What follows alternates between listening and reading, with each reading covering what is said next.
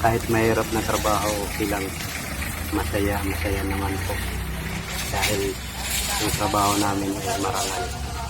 At pinagpawisan namin yung kinikita namin mga kasakay.